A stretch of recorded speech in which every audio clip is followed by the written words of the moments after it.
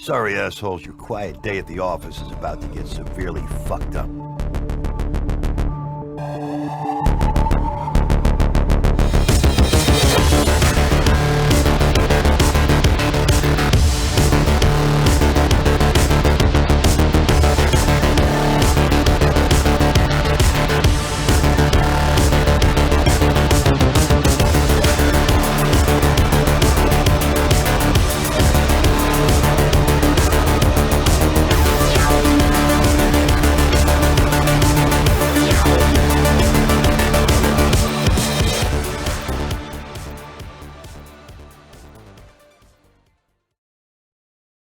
Guys, welcome back to the After Action Review. You know me, I'm Nick Guy, the world's most okayest Green Beret. And with us tonight, we have Curt Carpenter. And we're going to do things a little bit different tonight. While we generally have the military side on the program, specifically SOF, or in the past we've had agency dudes, I wanted to bring in another perspective. And Curt here is a career Leo, and he spent the majority of his career, and correct me if I'm wrong, Curt, the majority of your career with Special Weapons and Tactics, correct? Yeah, SWAT stuff, yeah. Okay. So spent the majority of his career with SWAT, but you guys know, if you're following me on Twitter, we talk Kit all the time. We've never really talked Kit on the cast, so I kind of wanted to switch things up, talk Kit, and Curt here has had the benefit of being around longer than I have. So he's seen a development of Kit over a few decades, correct? Yeah. I guess 34 years in LE. So yeah. I've seen a couple things come. So this is a perfect opportunity to talk Kit, talk to somebody that has seen it from the very dark ages up to, the current. Curt retired back in 2018, so he's pretty much where Kit has developed up until now. So this is a great opportunity, and Curt, thanks so much for coming on, brother. Oh, no problem, man. You're the okayest Green Beret, and I'm kind of the okayest National Guardsman. Perfect. Well, let's just start off. Let's just start off with your career. I'm looking in the back corner, and I see the Stetson right off the bat. Yeah, I did 24 years in Army National Guard, all conventional side, and did a couple years and a half in tanks, and then eventually went to the state mech battalion and did a little bit of time in the anti-tank platoon, and then from there I went to the scout platoon, and so I was scout platoon sergeant until I retired. Okay, so on the flip side of that, so you had your guard career, but on the other side, you had your Leo career. And how'd you kind of get started in that? Yeah, so I was actually at BNOC with the guard, and met a guy that was a Birmingham cop. He said, "Hey man, we're about to give the test," and I said, "Yeah, okay," because I wasn't doing anything. I was a kid, it wasn't like 21 or something. So he said, "We're about to give the test. Do you want to take it?" And I said, "Sure." He said, yeah. And he was also telling me about this new cool shooting stance that they were learning. It's called the Weaver. And so I was like, so just for my edification, what year was this? This was 82. Okay. Sounds about right for Weaver. Yeah. So I met Danny in 82. And so I took the test and I got hired. And I got hired by the city of Birmingham and spent 7 years there. And 3 of those 7 years, I got I got assigned to the tactical unit, which encompassed motorcycles, mounted patrol, horses, freeway patrol, and then new guys would kind of go into a task force. We'd ride projects and do trouble stuff. And then their other mission was the tactical unit. So the other mission, everybody was SWAT. So everybody had their little day-to-day specialties, and then you went to SWAT school. And so you got into SWAT, and you either went you started in perimeter. Of course, you had to build your way up. Start on perimeter team. Then you kind of worked in the specialties: snipers, negotiators, or entry. And so that's kind of what I filled up on the entry side of the house. So I did entry stuff there, and then I left that agency. And that agency about 700 folks at that time. It's probably around 1,000 now. And so I went to a smaller agency, and And so that particular agency, city of Hoover, just south of Birmingham, now has 170. Back then it had there's less than 80 of us. So they were just standing up their team. So I had come from a long-standing SWAT team, and the Birmingham Tactical Unit has been around since the 70s, the early 70s. And I was going to a team that was just forming, which was kind of cool, to be involved in that. So they were just forming their team, formalizing stuff, and I kind of got involved in that. And I wasn't selected; I was kind of like a walk-on. So we started working with them and got placed on the team. And so I spent 27 years at that place, and of that 27 years, probably 25 and a half of it was doing SWAT for those guys. And wow. So yeah, so we I got to see from 83 when I got hired by the city of Birmingham, from 87 to 2018, I was doing SWAT stuff just about with a short break while that team was forming at my okay. So going back, you said, there were different kind of paths that you could branch out, and you had entry perimeter dudes. It sounds like everybody started on the perimeter, which makes sense. Yep. Okay. Negotiators. I mean, how were those? I mean, how was that kind of career progression dictated? Was that up to the individual, or was that needs of the team, or what? It was needs of the team, and I would like to think, because I went to entry, I would like to think that it was because of skill set and okay. the guys watching you and seeing how you move, say you handled stuff, and I guess it would be kind of your interest too, because if they would have said, "Hey, dude, we want you to go to the stopper cell," I'd go, yeah, but I mean, I was right where I wanted to be, at the time, and it was a good deal. I mean, I enjoy that kind of work. So yeah. All right. So you joined the agency in 82. What year did you switch over to SWAT? So it was 87. Okay, 87. All right. So we know a lot of people, make the argument, all right, you had the militarization of U.S. police forces and things like that. Everybody talks about it. And listen, I'm the first one to say, hey, you have great cops and you have not so great cops, just like you have great soldiers and not so great soldiers in terms of things like, preserving civil liberties and things like that. Listen, that's all moot, because the whole militarization thing, these are all lessons learned from, concepts going on overseas, or even if it's just as simple as people crying about like SWAT teams rolling around in MRAPs, and they don't realize that the United States government sold that, they had this fleet of MRAPs that weren't being used. So they sold them on pennies on the dollars versus buying a purpose-built armored personnel carrier. But all of that aside, 1987, going back that far, my God. So you had the Miami Shootout, which was right around that time. I think that was like 86, correct? Oh, hold on. We lost audio. What do we do? Oh, there we go. It's back. It happens sometimes. Yeah. All right. So like 1986, the Miami Shootout had just happened, correct? Yep. Okay. So kind of with those lessons learned, and now you're in a more tactical unit. You're working a job where you're making entry, and your chance of getting into a firefight are a little higher. Walk us through, like, what was your kit in 1987? Weapons, body armor, how is it laid out on you? Like, this is incredibly fascinating.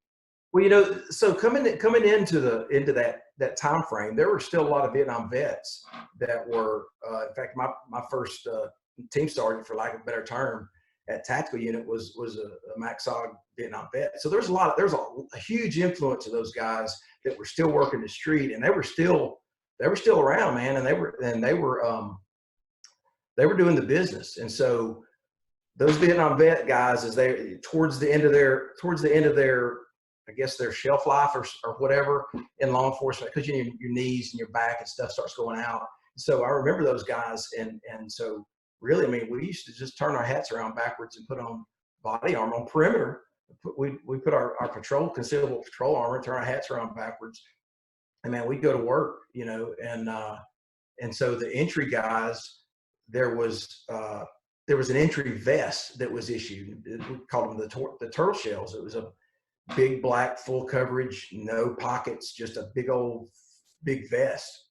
And so that was the entry team guys got that. But I've seen the entry guys just turn their hats around backwards, put the radio in their back pocket, and take their car 15 and go, you know. So you kind of had that, but body armor was kind of coming around, you know. Body armor kind of started hitting really, really hard in the 70s, like the late 70s, and it was just now getting more and more wearable. So yeah, we used to wear our patrol armor, which is level 3A, and that wasn't 87. That was clearly into 2004 that I was wearing level 3A panels with no plates or anything like that. And that's further down the story. But yeah, that's kind of my kit was my kit, and I've got a picture. I'll send it to you. A picture of me and a partner, and I rode motors, and my buddy Ted rode horses. And so there was always kind of like this. I mean, because Eagle was coming, you know, Eagle Industries was coming around. So all these companies were kind of getting spun up. And so we were kind of at a gear race to get gear, you know, and some influences came over from 22 SAS, you know, with Princess Gate. And so, you know, you see drop leg holsters, and you know, of course, drop leg holsters where the freaking straps were, you know. Guys rocking them right above their kneecaps. It's crazy. It's so stupid.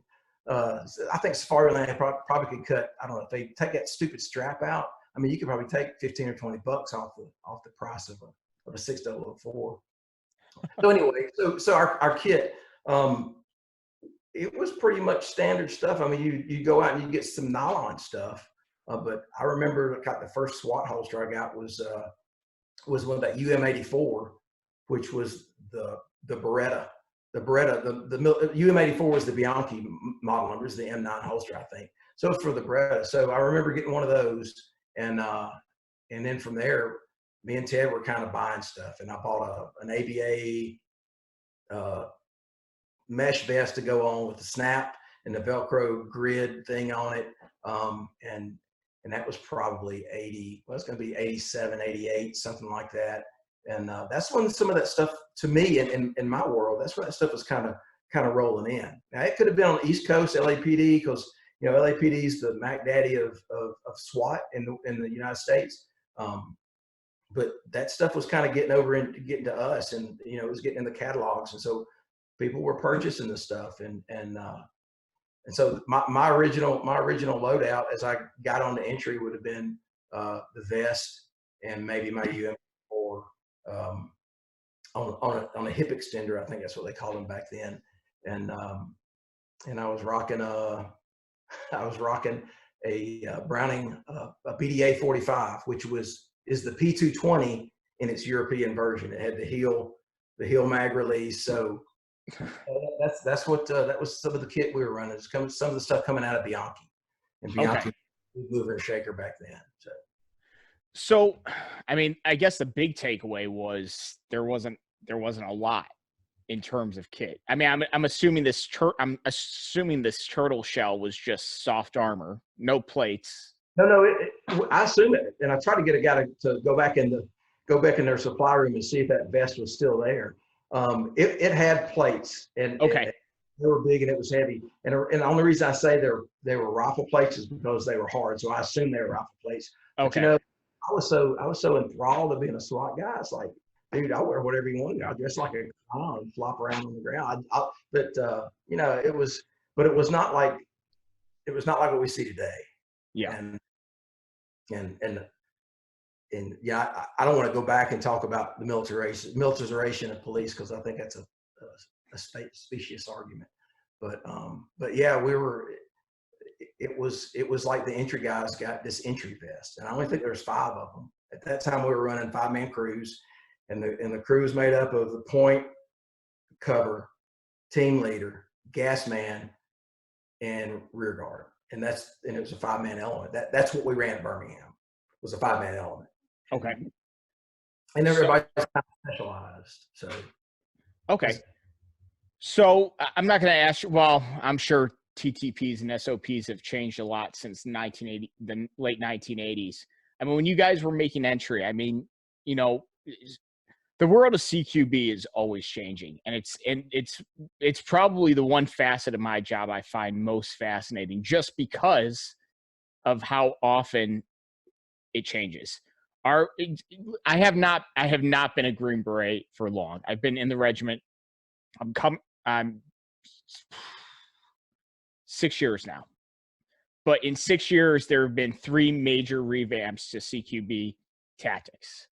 When I first got in, free flow was still the standard. So you make entry, you know, you clear the room. There's no such thing as strong point. There's no such thing as strong wall. You clear the room, and you got doors, you got hallways. You're calling them out, but then you're immediately stacking up. And as soon as you got a second guy on you and you get the squeeze, you're moving on. Then it moved to a very deliberate clearing where you're trying to clear 90, like that one man was going to clear 90% of the room or 95% of the room from the hallway or from the entryway. And he's just taking his time. He's going to move across. He's going to plate the threat. His 2-man's going to move over and pull long security, things like that. But it was very deliberate. Now, the most recent instruction we're getting out from the Sephardic Committee, which is the super advanced close urban combat shooting school within the SF regiment, is it's kind of this mix of both. So going back through that, I kind of just say that, you know, just to lay out my expertise on it. I'm not a CQB expert. I'm not a CRIF dude. I'm not a direct action only dude. CQB is something I practice. It's something that I would say proficient at, but I'm not an expert at. Some guys are experts. But when you were making entry, 5 guys, I mean, were you guys doing like a super deliberate, or were you guys utilizing that speed, surprise, violence of action? Listen, I've got like this 30-pound vest that will take all this abuse. I'm just going to go in, and if something hits me, like you said, it's a turtle shell. Like, hey, that's it. Or was it a little more nuanced and deliberate back in the 80s? You know, there were the Birmingham style was a very slow and deliberate style. Of course, we had your hostage rescue stuff. Can you still hear me? Yeah. Okay, I lost your picture for some reason. Oh, sorry about that. That's okay. Somebody tried to call in. So, so it was a slow and deliberate style, and I say style. I mean, it was a set of tactics. It wasn't like a style, like a nice shirt or something. So like that shirt. Yeah, that's a great shirt. So, so the slow and deliberate was there. It was built into the way the first 2 guys operated, if I can use that term. But that was basically their deal.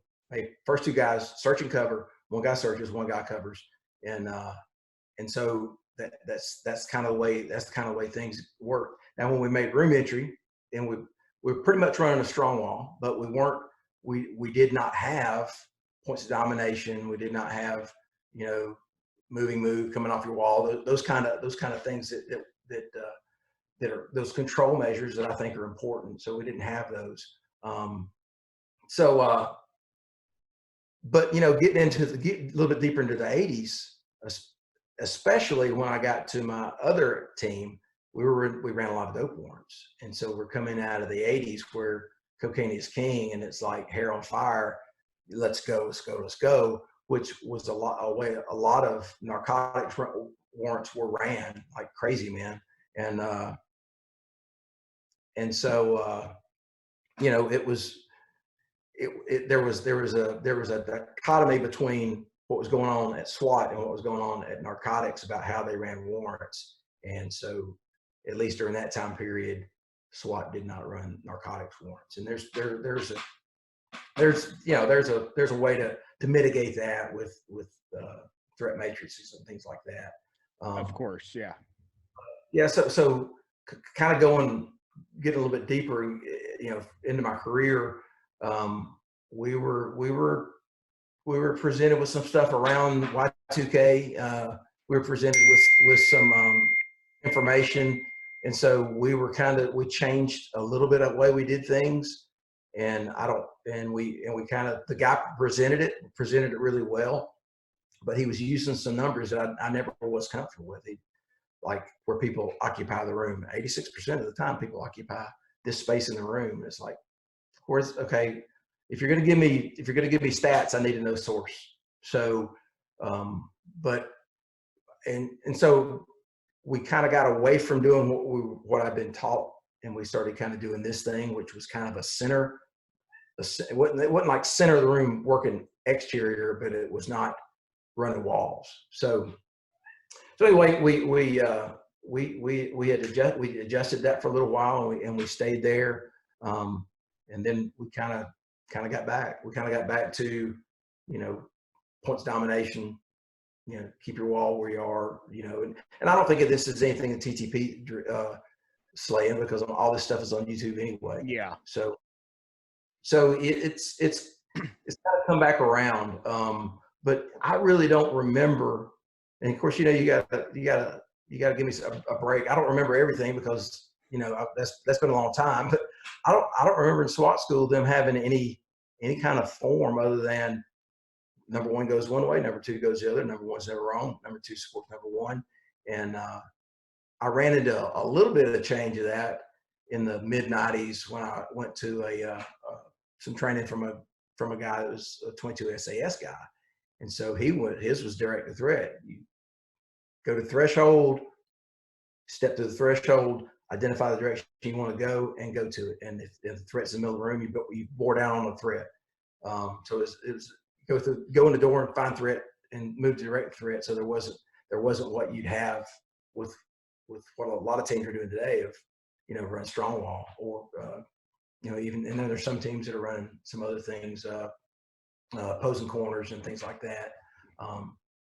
But what I do see is, what I have seen is that built for an 18-year-old Army private, that step by step by step by step, what I've seen that has been infused into the law enforcement side, and I think that's a good thing. I think that one of the things that we needed on the LE side, at least in my experience, was this is the steps, and this is what you do when you enter into space, and this is where you go to, instead of this just run through the wall, run down a wall and go wherever you want to in the room, because it all works really well and fine and good in with the cold gun or even a simunition force on force stuff. But when you add the live fire component into it, if people aren't where people need to be, that's when you run the risk of people getting blasted, and that's not cool at all.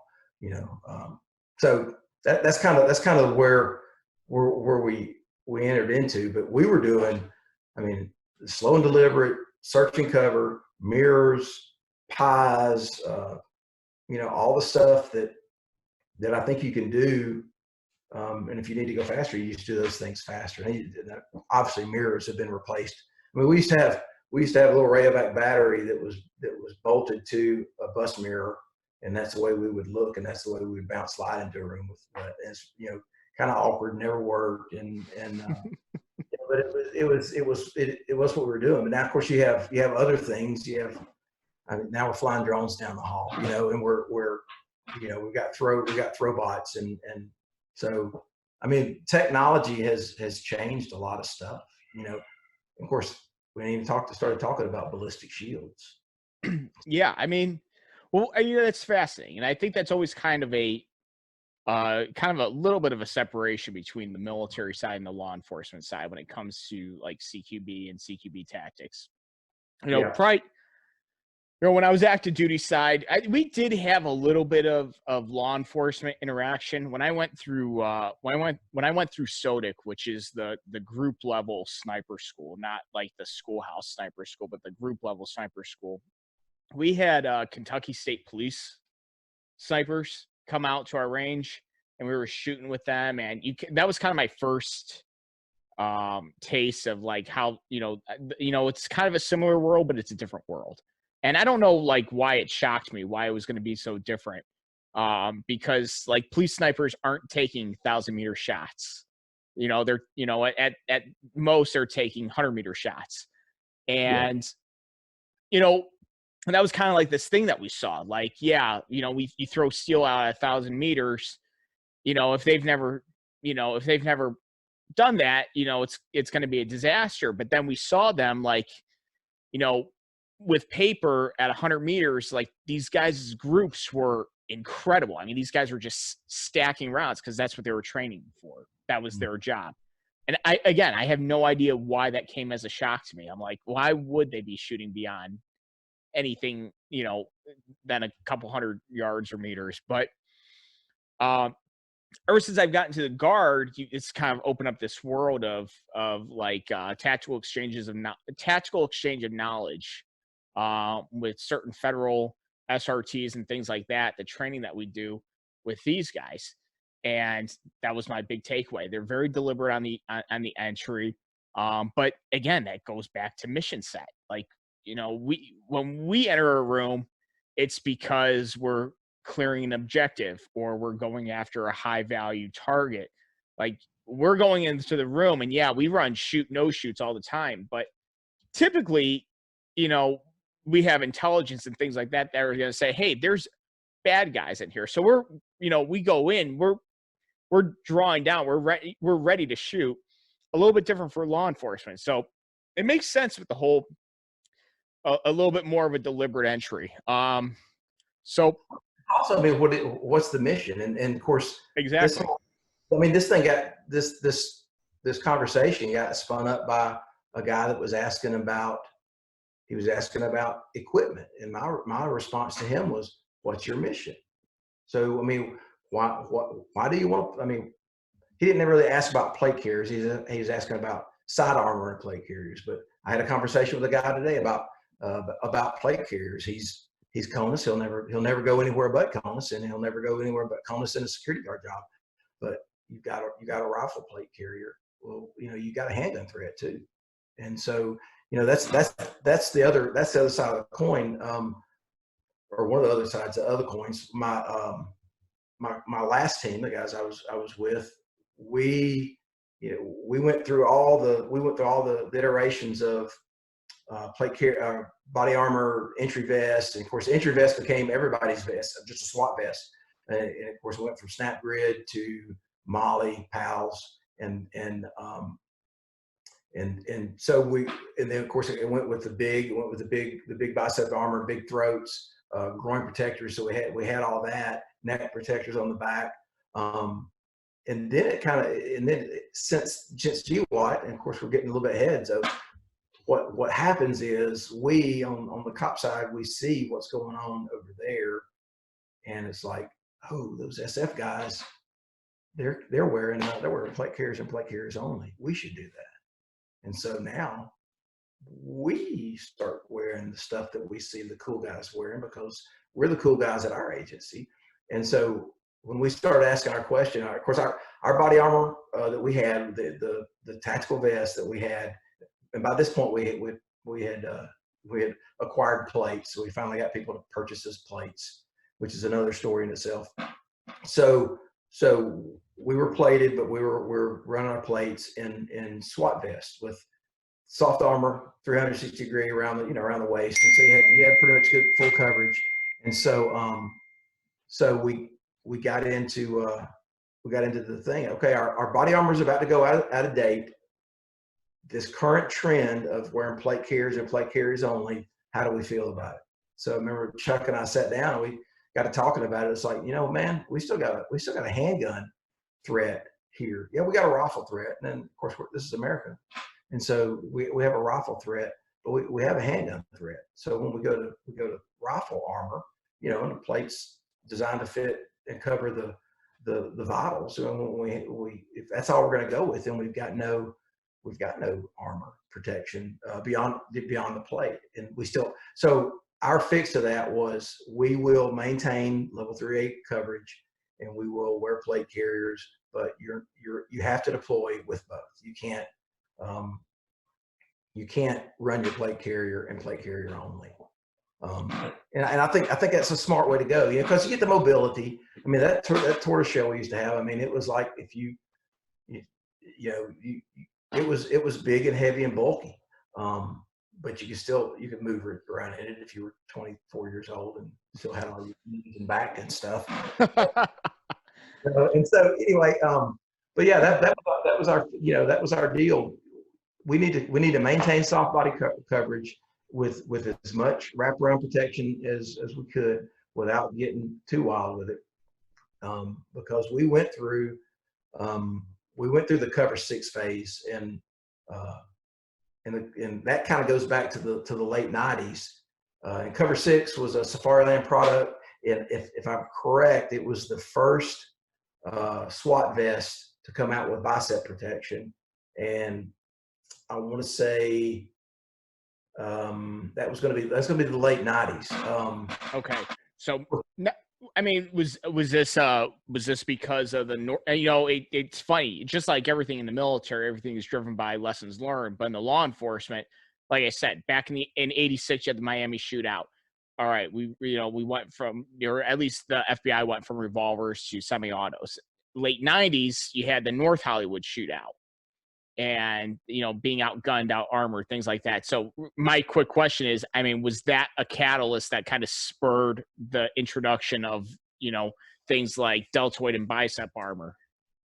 And I'm not sure if there was a particular incident, but one incident that was regional to us was the Cobb County incident where 2 officers were killed making entry, and they were and it was a 5-man element, I believe, going through the door, and the guy shot, and of course not there, but I believe they got shot through the shoulder, through that flank, and so the first guy got hit, or the number 4 guy gets hit and goes down. Number 5 guy pulls him out. Number 5 guy goes in, he gets hit and goes down.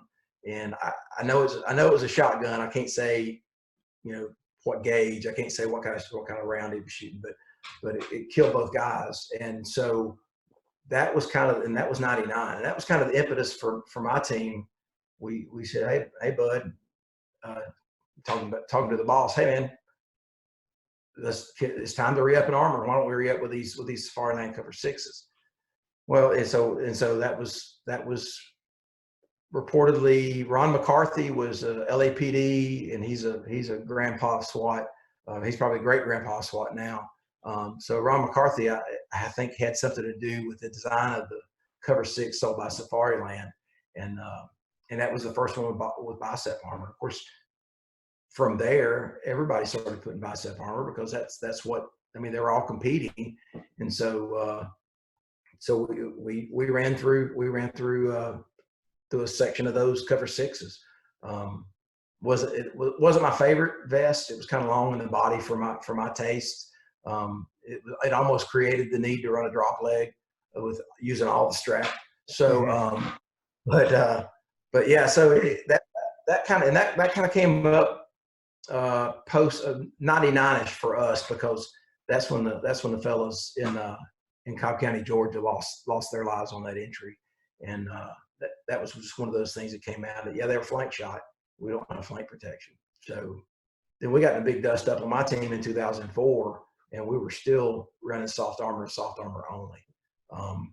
So that created the impetus for my team to go get plates.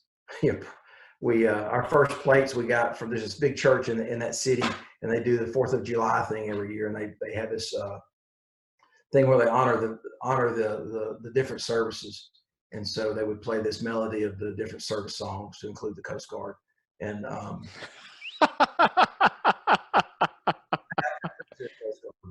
Coast Guard guys. So Coast Guard guys have been doing good work. Anyway, so we did it for a couple of years.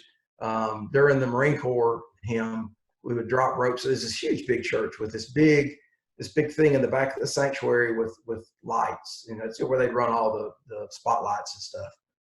Well, they had these openings, and so we, in the middle of the Marine Corps, right at the very beginning of the Marine Corps thing, we kicked 3 ropes out, and we rappelled into the sanctuary in the middle, and it was always packed. And so we always had to have guides down at the bottom to keep people from getting hit in the head with these ropes. We would rappel down in the middle of this thing, and then they would buy us plates, and we did that for 2 or 3 years, where we rappelled during the Marine Corps hymn, and we got 2 or 3 plates out of it. 2 or 3 rifle plates. Yeah. And then we finally got it in the budget, and we finally bought them, had them, and now they're at a good rotation where they're getting their plates and they're rotating them out, and really a lot of agencies are putting plate carriers in every car. Every cop's getting a plate carrier, which I think is a good thing. I mean, I would agree. Yeah. Now, I mean, are you guys, back in these days, I mean, are you guys running steel plates, or are you guys running ceramic? We ran a combination. President Bush came to our city to look at our gas pumps because we were using E85 gas and it was green. So he came to look at our gas pumps for whatever reason, and we picked up a CAT mission to Counter assault team. Yeah. So I'm just clarifying for the listeners. That's all. So so anyway, we had a counter assault deal, and I knew a couple guys like at RBR, and RBR was running a steel plate. They're selling a steel plate that was in conjunction with, you had to run it with 3A armor behind it of some type, either backers or a vest. And so my buddy at RBR hooked us up with some plates, and so those were steels. And then from then we were starting to get some of the LTC plates, which I think were still conjunction plates. You had to wear them with soft armor. And at some point we started getting the ESAP style, the standalone plates. I forget exactly when that was, but yeah, we started running. It was a combination to begin with, and some of those steel plates were still around, and they may still be in the supply room because just super heavy, and my God. Yeah, and everybody was always talking about, hey man, if you get hit in the chest with a steel plate, the spalling's going to come up and it's going to cut your throat and all that. And of course, now the people that are making steel armor are coating it with whatever I call it bed liner. But these were like painted black pieces of metal that nice. probably would route some spalling up into your face. Man. So that would be spalling, because spalling would be on the inside. Yeah, but I don't know. I don't know. Just collateral frag. Splatter. I like that. Yeah. So, okay. So around this time, around 2000, 2004 going on, this is when the global war on terrorism, like GWAT, is really kicking off. And I've said on the program before, the GWAT was the impetus that really spurred a lot of innovation in a lot of different fields. Body armor being one, medical care being a huge one. My God, I mean, you cannot understate how important the GWAT was to trauma medicine in the States today.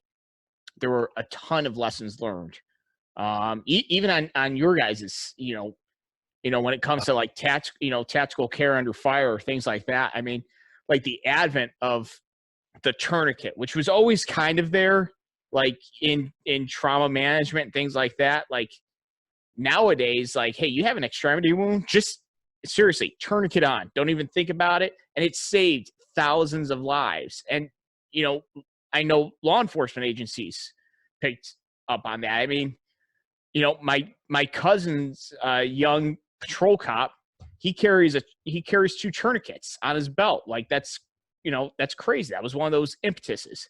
So, things like, all right, shorter weapons, the switch from subguns to short-barreled rifles, because there was a need. There was a need to go in. You needed that maneuverability.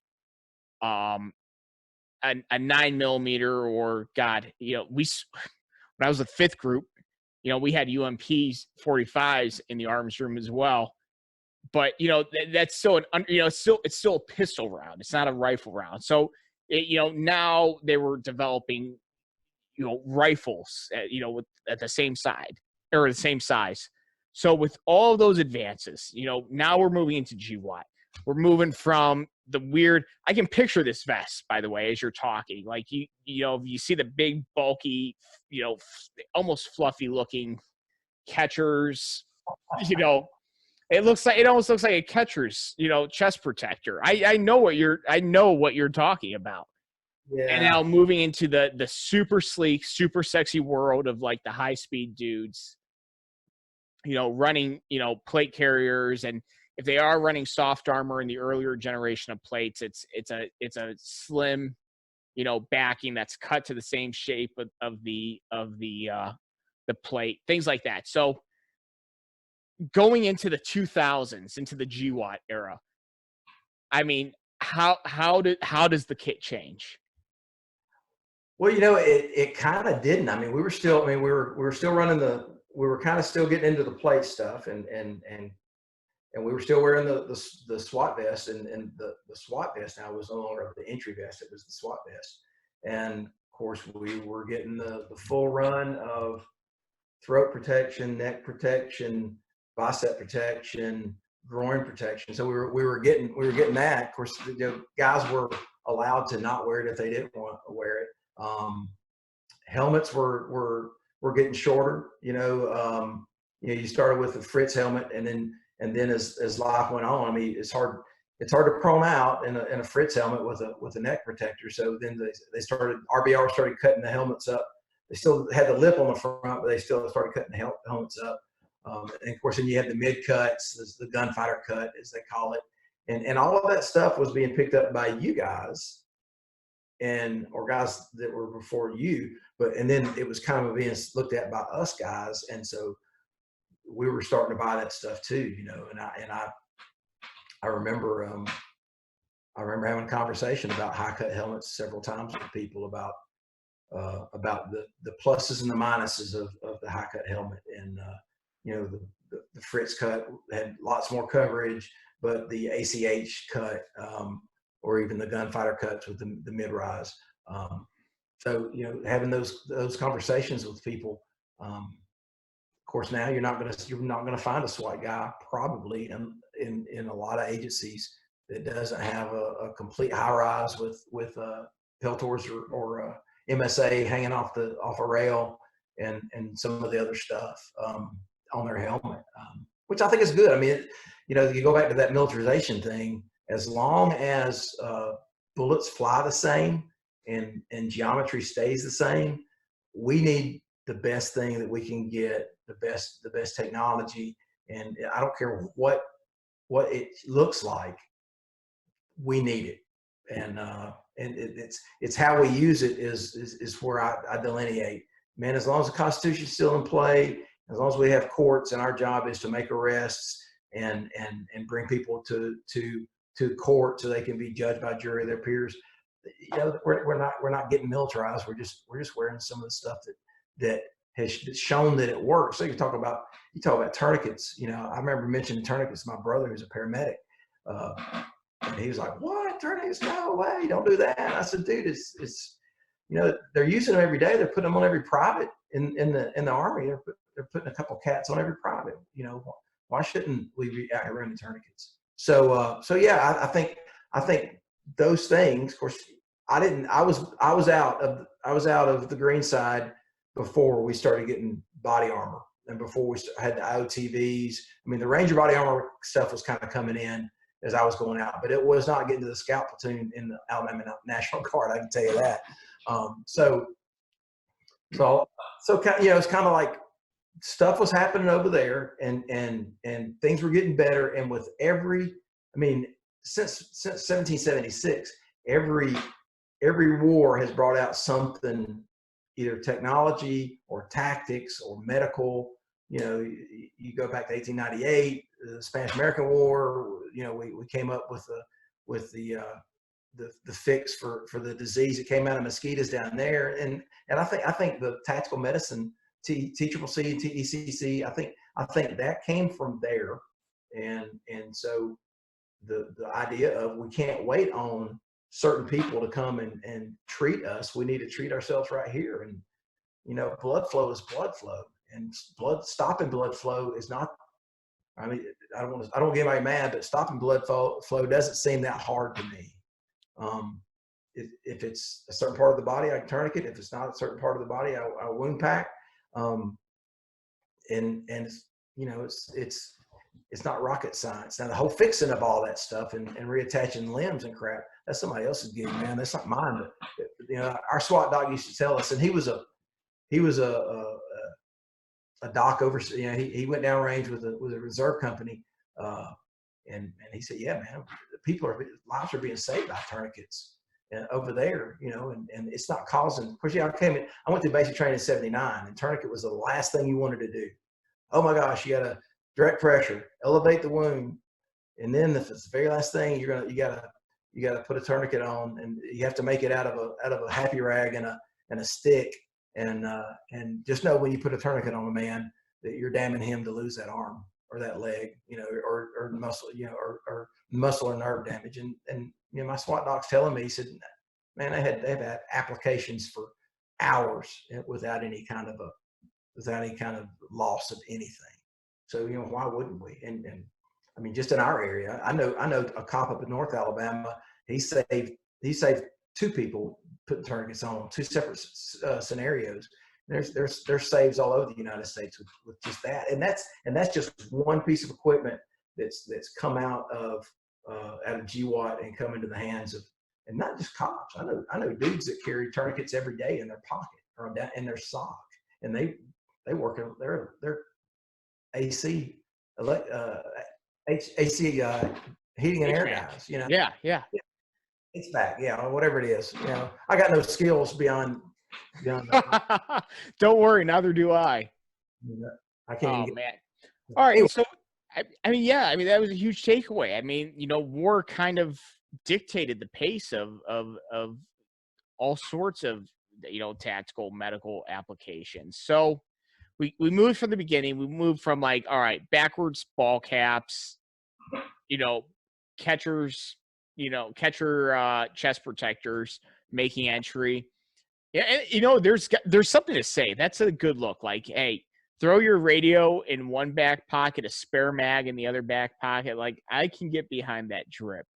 All right, so now we're moving to, so now we're moving to, you know, that overall coverage. And I think that'll probably even evolve from maybe even early GWAT. I mean, for a while, a lot of conventional Army units were running the groin protectors, the neck girdle, the you know, the deltoid things.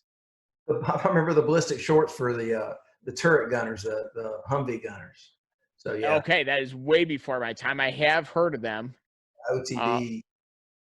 Good God. I mean, I don't know how you not feel, you know, indestructible though. I mean, if I had a bullet resistance jock on, I'd probably feel that way too. All right, so then we moved to the overall, you know, late 90s, early 2000s concept of, all right, let's cover it all. You had the helmets you're describing, I imagine they were similar to like the old PASGAT helmets. Yeah. You know, okay, yeah, lip on the front. Okay, big, bulky, whatever. Awful leather band on the inside. Yes. So we move from that. Okay, now we're going to we're going to ballistic plates with soft armor inserts. We're giving it, you know, giving our helmets the gunfighter cut. You know, bringing in some tactical comms, things like that. All right, taking it to the end of your career, like let's go 2018. Was there anything different from like the early 2000s, mid 2000s to like, all right, 2018? To put things in perspective, like the kit I was running, the plates we were being issued no longer needed any ballistic backing. Like it was both, it defeated both threats, and it eliminated any threat of spalling, anything like that. So plate carriers got tinier, they got slimmer, they got more compact. Guys were running, you know, minimal kit. You know, my deployments before I became a JTAC and I needed radios and notebooks and things like that. Like I had 3 mags on my plate carrier. I had 2 on my belt. I had 1 in the gun. That's my basic, you know, it's a little less than a basic load, but it's pretty much a basic load. had my radio, good to go. I was running, that's running pretty slick. Like there wasn't a whole lot there. I could, you were flexible, you were able to move, you were able to get in and out of the truck without any sort of problems. That's kind of like where we are, like that minimal, let's cut down on the weight. Let's cut down, let's maximize mobility. When, come 2017, 2018, I mean, was there anything drastically different, like from those mid 2000s? Oh yeah. From Y2K to 18 years later, most definitely. I mean, because stuff had gotten lighter and things had progressed in the armor world. And I think some of it, some of those things that, I think some of the stuff the teams that I saw and the teams, and I've got some friends, and they've got team commanders that have a high influence of soft guys. And one guy's a Force Recon dude, and the other guy's a 18 Bravo, and so that you've got these team commanders that have that background. So we're seeing, I mean, we're still seeing some dudes that are wearing the old school SWAT vest, with bicep protectors, and because they want to, and that they feel like that's their thing. But the options are, I think that the options being there, the choices to run different things, I guess, because I mean, if you're going to go bang around in the woods, the last thing you want to do is go in there looking like the Stay Puft Marshmallow Tactical Man. You may want to go to plate carrier only, so you have the things that you need for that particular operation. But my last picture that I ever took with my team boss Chuck, I mean, we were plate carriers with our soft armor underneath, and running our 3M helmets with our Peltor headsets and our 10.5-inch upper LMT Colt combo. So yeah, it was you guys really went all out with those LMTs, didn't you? Well, it was a fight, we, you talked about the 9mm stuff. We were a team that was at some point vastly invested in MP5s. And so we were, not all of us, but some of us were particularly very fond of MP5. And what else do we need? I mean, this has done cops, special operations cop stuff, great and wonderful things for years. Why should we want to change? Why do we want to go to a rifle? The rifle's is going to go through anybody we have to shoot. It's going to, it's a typical rifle's going to keep going until it hits a big fat tree. And it's like, no, dude, no, we're not shooting armor piercing ammo. We're shooting the most modern stuff. And so we had a big fight about rifles and MP5s, and it got to where all of our MP5s were in a safe, and all of our dudes were toting ARs. And the question came down from people above, hey, we're having MP5. They're in the safe. Why? How come we're not using them? Because they're not as effective as what we got and what we're running now. And so we actually finally got shed all those MP5s, and it was time for them to go. And in my time, I carried several 9mm submachine guns, and I was glad when I gave up my MP5. I mean, because I carried that Beretta M12 thing. I carried the Steyr M81, which is kind of like a grease gun and 9mm with a little wire stock thing. And I carried MP5 and a couple different variations. And the day that I was able to give that thing back and carry an AR, man, I was happy. I was happy. But I guess I militarized myself. I don't know. Also, you're not a slave to trends like I am, because I'll tell you what, there's listen, a roller delayed blowback on a closed bolt gun with the slap on the charging handle. Hell yeah, see, that's what I'm talking about. See, that's sexy. That's some Hollywood stuff right there. tell you what, and it's when you had Sergeant Major Vining on, and he was talking about the grease guns. See, because when I first joined and I went to basic and AIT, man, they took us to the range and handed us a grease gun because we were tankers. I mean, it was a 19 Echo, and so it's like, here, hold this, point it that direction, shoot it, and shoot the coolest shooting gun I've ever shot is the grease gun, and you know that slow. And all that inertia going forward, and and the bolt that's to me that is the gun of guns. And the fact they were using those suckers for HR missions, whoo, that's pretty cool. Oh yeah, with no sights too. Just sights, yeah. Yeah, let's saw off that barrel and get rid of these sights while we're at it. We don't need that. And a correction, I said that it was manufactured by the Ford Motor Company. It was not. It was manufactured by General Motors. Oh, really? Yes, the M3 grease gun was manufactured by General Motors. I always heard that they were like $12 to produce or something. The government. Yeah, I mean, well, the Thompson was a little too pricey, I guess. Oh, man. there was a Thompson when I first got to Birmingham TAC. There was a Thompson. Get the hell out of here. Yep, I got a chance to shoot a Thompson later on. 4 or 5 years ago, I got a chance to shoot a Thompson. Of course, you probably did at Q Corps, but man, I never got to play with the Thompson. I got to play when it came to sub guns in the Q course. I got to play with MP5s. I'm an 18 Echo. I was not a Bravo. Maybe the Bravos got to play with the Thompsons and M3s, things like that.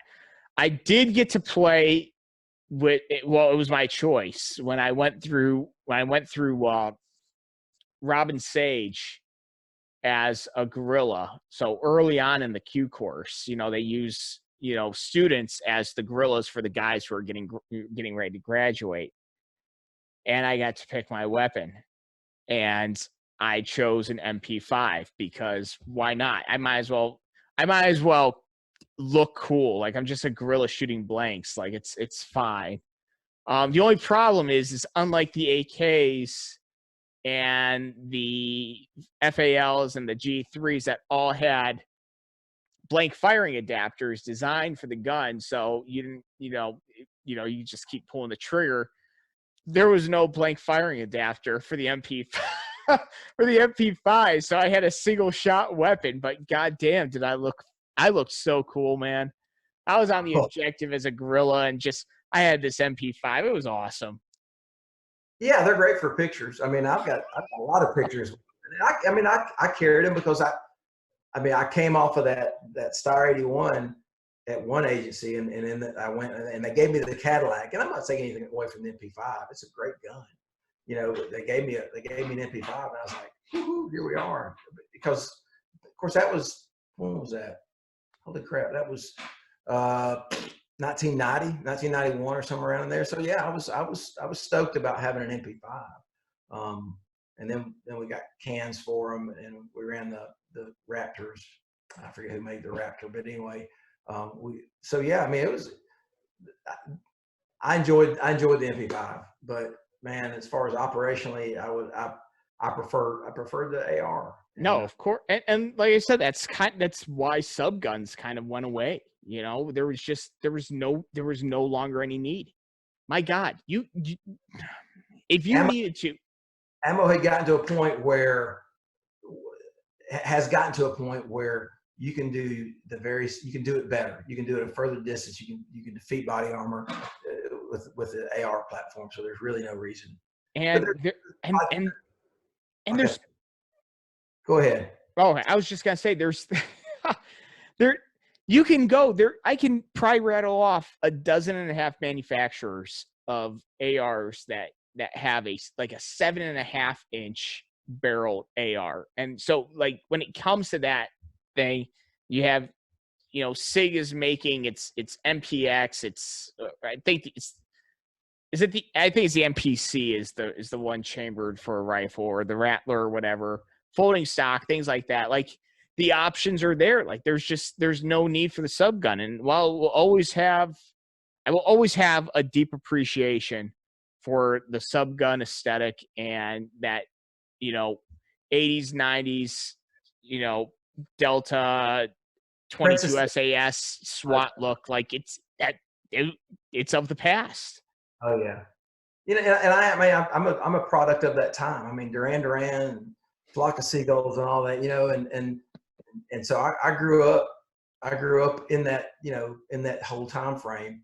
And I remember we were in London last year, and we're walking around, just schlepping around, and we come out of this park and we go across the road, and I look up, and I look at the street sign, and it's like Princess Gate.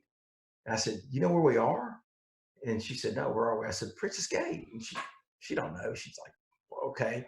I said, 22 SAS. She said, "What is that?" I said, "Look, there it is right there. Let's go." So we walked down and stood for a minute to look at the Iranian embassy, because I mean that's where it happened, you know. And I mean, you know, there's so much that happened there on the counterterrorism or hostage rescue world.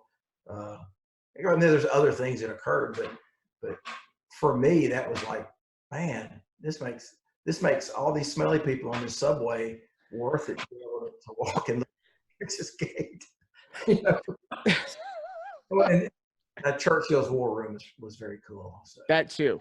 But I mean, no, but like Princess Gate, like that was, and that was the public's like first taste of speed, surprise, violence of action. Like that was the first time like there was footage of a dude throwing a flashbang through a window, and he's going in immediately after the grenade. Like that was wild footage. And that was something that nobody had ever seen. But you're right. I mean, that those images, and you know, for me, even on the American side, the grease gun will always have like this spot in American Special Forces lore, because one of my all-time favorite photos of early Delta operators were these guys wearing bell-bottom jeans and Adidas sneakers with their coveralls over it, but the bell bottoms stick out from below. They have massive sideburns, big bushy mustaches, and they have these grease guns, and they're ready to make entry on this room. Like that, the 22 SAS dude with the Iranian embassy. I mean, it's hard. Like once you have an image, like I get it. Like the sub gun will always kind of have its place in history. It always will. And so I respect it. That's the thing. I say we, those of us that are doing this kind of stuff, you got to make sure people know those things. To me, you got to make sure those kids know this. That's one of the reasons I want to do this. I mean, of course, you know, and then I listened to just about, I guess, all your casts, and when you had Sergeant Major Vining on there, and that dude's talking about the operation that he was on. And man, I remember waking up in high school in April of that year, and President Carter apologizing for what had occurred. And then I'm listening to that guy talk about being on a burning plane. And yeah, man, that's history stuff, you know. And of course, right now, my point, everything to me right now is legacy. You know, everything that I have done, I'm not going to ever do again. I'm never going to kick a door again. Never going to get to a stack unless I've been some kind of a training thing ever again. And so I'll never step off a truck or anything. So everything is legacy. And I think part of the legacy needs to be, let's go back and let's make sure the kids that are doing it now know about the dudes that were doing it back when I was a kid. And you know, those lessons they got to be learned, and they got to be brought forward. And so I think that's my gig right now is like, I need to tell people some of the junk that I know and where it came from. No, I mean, absolutely. That's the whole reason I did this. Like I said, when you and I had talked on the phone last week, I was like, listen, this started off as kind of like some news program, and it just, I didn't even enjoy watching like my first couple of episodes. And I was like, but what if we kind of change this to like kind of this living encyclopedia of guys who have done incredible things. And you know, and I was amazed with listening to him. And I told Greg, my buddy, I said, hey bud, this dude, this guy has all sorts of dudes on there that are like Viking warrior dudes. And you know, I'm going to get on here and yap about the helmet, you know, that I But no, but it's still important. Like I said, that's still important. Nobody realizes it. You know, everybody, like I said, you have this picture, right? And you know where I'm getting this picture from? And I'm really going to, when I say date myself, I'm just going to allude to how young I am. You know, I'm 30 years old. But like these big puffy soft bottom, like soft armor SWAT suits, like that stuff was like in a video game I played when I was in high school, like Rainbow Six. It was Rainbow Six Vegas, and it was like some counterterrorism, hostage rescue, like, and the bulkiest, most, you know, powerful body armor you could get was like this massive monstrosity. So you know, that's all I know. But unless you played the video game and, you know, you're in, you know, law enforcement, like, you're not going to know, because you take a look at a dude and you say, wow, that kit's awesome. Well, shit, 30 years of innovation, 30 years of innovation went into what you're looking at now. And there were dudes like Curt Carpenter, who was making entry with the marshmallow vest, a backwards ball cap, and a radio in his pocket. And listen, if you don't respect the hell out of that, I don't know what you will, because going into the room is scary. Yeah, I know. At some point, I was wearing a helmet, and that's another story. Because a buddy of mine, came off active duty and got in the guard, and was with 82nd, and somehow he had a helmet, and it somehow it ended up in my hands. And so, you know, I did what all SWAT cops do. I spray painted it black, and wore it on operation. And in this particular operation, I don't remember if it was because the guys with the gas launchers missed, or because it was just, hey, we're gonna have not overlapping sectors of fire. We're gonna have redundancy in our plan. So you guys are gonna launch with the launchers, and Carpenter, you got the helmet. We're gonna get a ladder off the fire truck, and you're gonna go up this ladder, and you're gonna deploy gas by hand through this into the second story window on the ladder. You got the helmet, and that was the second time the helmet got me special consideration. So yeah, so they I got video, got a picture of it, me on top of the ladder. This is my Princess Gate moment. So I'm at the top of the ladder, and so it brought me a little sledgehammer. So because it's double pane window, so I tossed the sledge through, and then it's nothing more than that, because I'm right there at the window. So I put the sledge through, and I get my big old fat gas grenade, and just do a little shuffle pass into it, and then I start going down the ladder. And then I remembered, as I'm going down the ladder, I remember, hey, firemen do a thing where they throw their feet on the outside of the ladder and they slide down the ladder real fast. It looks really cool. Yeah, it really does. And so I got a couple of little baby steps going down the rungs, and I remember that. So I could do that. So I throw my feet out on the outside, and I start sliding down, and my M17 gas mask. So, you know, that's where we were at the point. My M17 gas mask going. So, you know, but yeah, so anyway, we got some accolades for that operation, and the lady had shot at some kids and shot at a postman. So it was a counterterrorism thing, because she shot at a government agent. That's what I say. So anyway, so we get some accolades, and they want to, the mayor's committee for law enforcement smiley faces or whatever, they want to thank us. So the command says, all right, we're going to send Motor Scout, we'll send a mounted patrol guy, and we'll send one guy with a SWAT gear. Carpenter, take your SWAT gear. So I take my kit bag, and so we go up, and Motor Scout talks about riding motorcycles and writing tickets. Horse Guy talks about riding horses and talking to chicks. And then, and so then I start going through my bag, and I'm pulling, I said, this is my entry armor. This will stop a rifle. I'm probably making crap up, but this will stop a rifle. You know, the city issued it to me. This is my machine gun. It's a Steyr M81, shoots 9mm, blah, blah, blah, cyclic rate, and city owns it. And then I get into my stuff. This is my SWAT belt. This is a holster that I bought myself. This are my SWAT gloves. They're made of Nomex. I bought them myself. This is a helmet that belongs to me. And so about, except for the machine gun and the entry vest, everything belonged to me. And so just so happened on that committee was a former chief of police. And so he's passing in the hallway, the current chief of police, and he goes, "Hey, I saw one of your SWAT guys the other day." "Oh, really?" "Yeah. When I was a police chief of police, all my guys, we bought their equipment. They didn't have to buy anything." And he walks on. So I get a phone call from my commander, who's the former Mac SOG guy. He says, "Get in my office." And so I go in there. He said, I got myself chewed out because of that stupid helmet you got." I said, "Yeah, sorry, boss." I said, "What happened?" He told me. He said, "Yeah, the chief got embarrassed because the other chief made fun of him." I went, "Yeah, sorry, boss." And he's like, "Tell you what, until you hear from me otherwise, you're going to be T&E in that helmet. I need a report every month on how well that helmet's doing for you." I said, "Okay, roger that."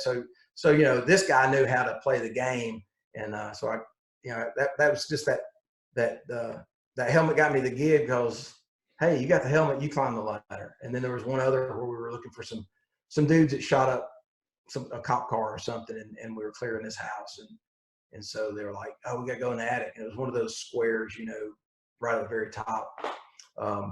And they put me on a 2x4 and they lifted me up and they spun me around like a human periscope. And I had my European release SIG and a flashlight. And they spun me around in a circle, and that's how we cleared the thing. And it was like, you got the helmet, you get to go up. So, yeah, but everyone's got helmets now, and I think it's a good thing. I mean, how many dudes like the cat down at the shootout at the club, you know, dude zero punched. I think he had a revision helmet and got hit right in the forehead, saved his life, you know. Yeah, I have a first group buddy who end of last year he was in Afghanistan, and he took a 7.62 to the ops corps. And yeah, it's a ballistic helmet, and I think it's technically rated at 3A.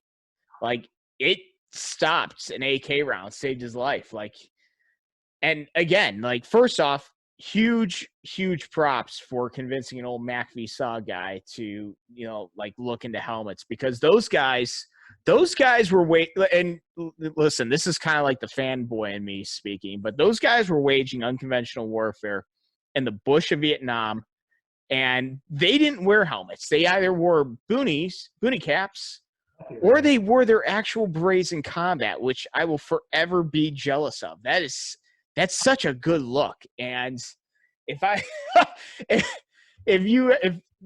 just doesn't fly today. That there's no way that flies today. So I give you props for pulling one of those old guys into the 20th century.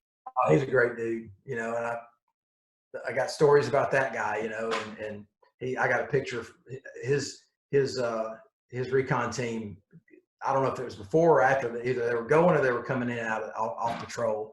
And man, it's that typical picture that you've made. You took them when you were at Fort Benning and AIT, and you took them down range in front of a Humvee where a bunch of dudes are standing there with their junk on. And hey man, let's get a picture. And they all stand there and everybody tries to look, you know, everybody looks tough because generally they probably are. But I've got that picture of that guy, and just a great old dude, you know, and I say old, he's tough as nails. But yeah, just he is in the Birmingham area. He is like this SWAT everybody knows. I mean, because the guys that were underneath him are either chiefs or they're gone. They're retired. But yeah, he's a great dude. His name, can I say his name? I don't know if I can say his name, but I got a ton of respect for him. But there you go. Yeah. So I ran across, you know, and you run across this small world, you know, and he was after he got out, you know, and got in the 20th group at some point. So he was a 20th group guy. But when I was growing up, I lived in Texas before we moved to Alabama.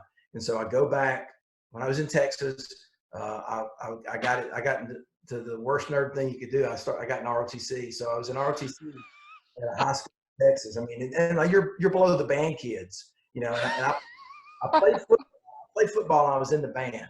And then I kind of gave up band, and then going into high school, it was the first year for ROTC at the high school.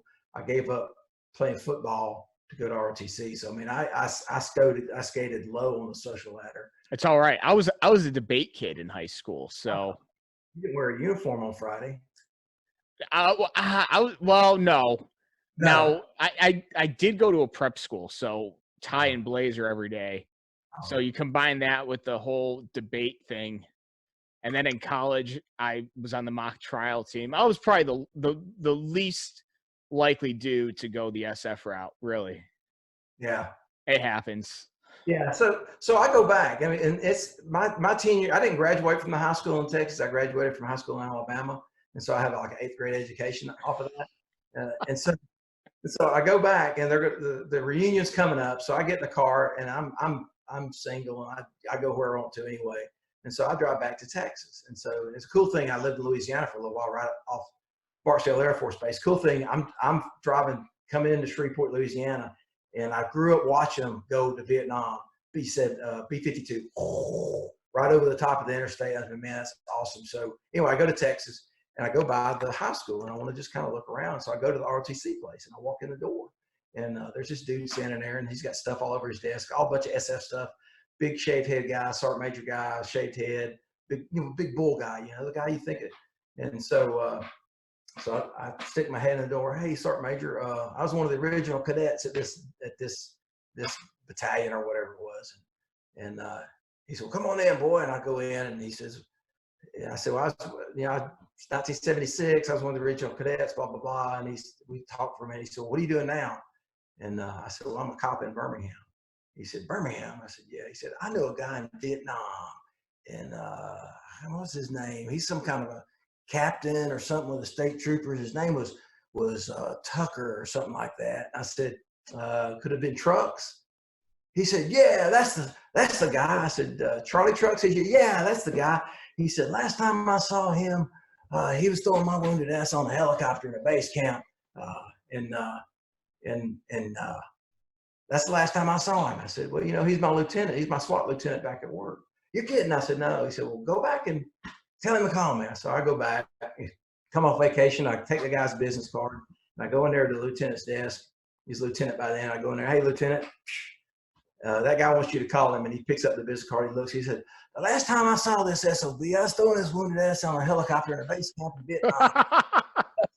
He said, I said, that's the same thing he said about you. You need to call him. So you think about how big the world is, and multiple state lines, at least 3 careers, 4 or 5 if you count those 2 guys. See all these careers and all these state lines, and all these years have passed, and these 2 guys get back in touch with each other. Some little schlep got in a car and drove over there. So I'm always amazed at the people that I run across that know somebody that knows somebody that knows somebody. And man, you do too. I mean, y'all's is a small community. It is, but one of my favorite SF guys is a 19th group guy too. So, but yeah, it's a good gig. I'm quite enjoying being in 19th group. I miss 5th group. I miss a lot of things about 5th group. I miss the chip on our, 5th group, you had a chip on your shoulder. Like, hey, you're the Legion. Like, yeah, well, not we, but, we stand on the shoulders of giants who ran MACV-SOG and invaded Afghanistan on horseback and led the fight in Sadr City. Like, it was awesome. Like, he had a phenomenal pedigree. But 19th group, it's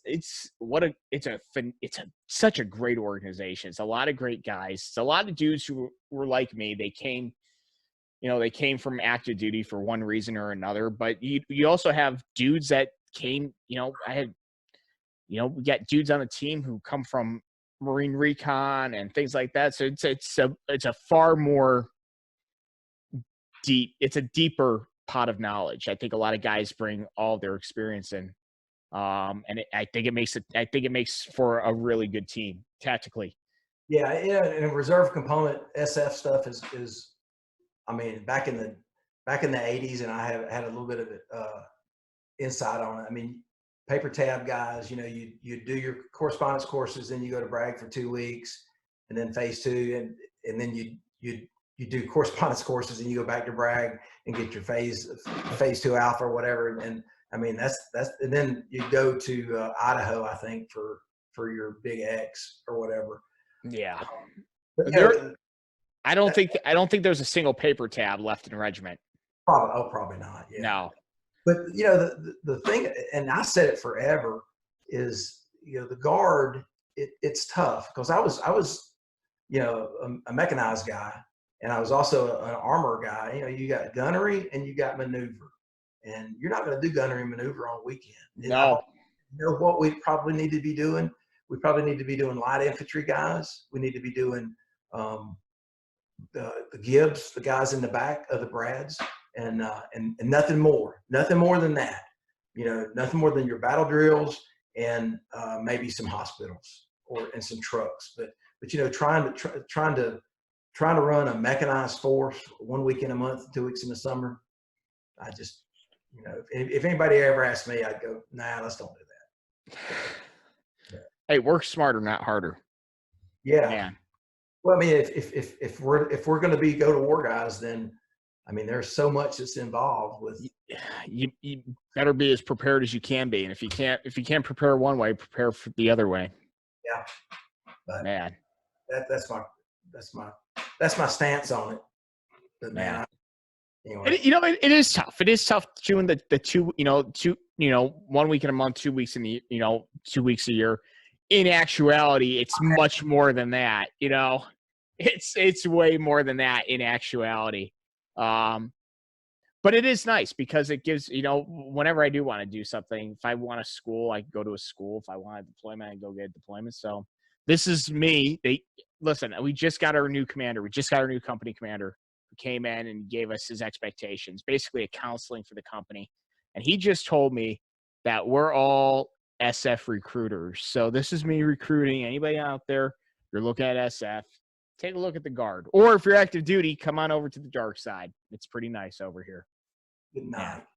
I got our youngest is at Fort Sam right now going through he did his first stint was a 98 whiskey as just a standard medic. Now he's re-enlisted and he's gonna be a flight medic. So he's fixing to. Oh, nice. He's at Fort Sam right now doing that thing. And so he's saying there's some in the course that he's in, there's some Guard guys in there, and they're kind of fat, and so he'll give me down the road about fat guardsmen, and I'm like, dude, I know about fat guardsmen. I mean, they were sergeant majors in my battalion. But yeah, I mean, this last 20 years, I mean, the Guard has done its fair share of the fight. It has. Operations, maybe not all the fighting, but they've done their fair share. They have. I give them credit. And, 19th and 20th group also have pulled more than their fair share. So, absolutely. Listen, I'm not going to disparage. I'm going to disparage fat guardsmen. I'm going to do that. I will. I disparage fat cops, fat firemen, fat preachers. I'll disparage, But, dude, it's your job, man. It's just put down the donut and run a few miles, man. Just like you're busting that uniform. Well, yeah. I mean, yeah. If your career can kill you, you need to prepare a little bit harder. Yeah. Good God. Oh man, Curt, I cannot thank you enough. This was absolutely a good time. I learned a lot, which was that's always my number one priority doing this, is I learned something. I hope, my listeners learn something too. It's a little bit different perspective. I got a question. Sure. Where could a guy get some first aid kits? Whew. Man, way to pimp me. That's a really good way to pimp me. I'll tell Curt, you want to know where to get some first aid kits? I have almost a degree in mass communication, so I understand marketing. So where could a guy get first aid kits? Listen, I know a little place. It's called Solitac. Solitac.com, made by my buddy Demps. He's down there in Louisiana. Not too far from us. Well, not too far from you at all. He has cut his teeth as an offshore medic. That's where he learned his trade. So he Oil rigs. oil rigs. Oh. So his breadth of knowledge in medically is at least on the civilian side. You know, I will always say that 18 Deltas are probably the best medics in the world. And they're probably providing the best trauma care outside a level 1 trauma center that is possible. I've seen 18 Deltas do incredible things. But Demps is kind of like the civilian 18 Delta. He's doing dentistry out there. He's doing trauma. He's doing GP stuff. So thank you for the pin, Demps. Thank Curt, because that was phenomenal. So yes, solotac.com. He's making literally the best IFAKs that money can buy. And when I say that, I mean, he's not gouging prices. You guys take a look. You guys can go take, I'm not going to say brands, but you guys can take a look at all these other brands that are charging $170 for a freaking bleeder kit. That's insanity. And it's all crap too. They charge like $170 for like stuff you get at CVS. No, get the real stuff. Get the stuff that Curt and I, when we were rolling and we were doing way cooler things than we're doing now, we were rolling out with. Demps is he's gonna provide that to you. And Mrs. Demps is sewing up some really sweet kits. So you can throw that in your Boogaloo kit. You can throw that in your car. You can throw it wherever you want. Curt, my man, thank you for reminding me. What would I do without you? I'm just over here doing my thing. Oh, me man. Me and the cats are doing our things. Hell yeah. All right. Well, Curt, I'm not going to keep you much longer. Thank you so much. This was a great opportunity to see the other side of kind of that world. It's a side we don't see a lot of. You know, I got plenty of Leos following me who follow this podcast. So you know, I heard an opportunity to represent them. I jumped on it, and you did not disappoint. So thank you so much for your time. Thank you for what you've done. And hopefully, you know, down the road, I always extend the offer to all my guests because I have such a good time with them. You ever want to talk anything? Come on. Just let me know. I'll give you a platform. We need to yap about leadership at some point. All right, we'll talk. You know, let's do that. You know, we'll do an episode all about leadership. Okay. Cool. Perfect. We'll get down the books. Curt, thanks so much, brother. All right, man. Take care. Take it easy.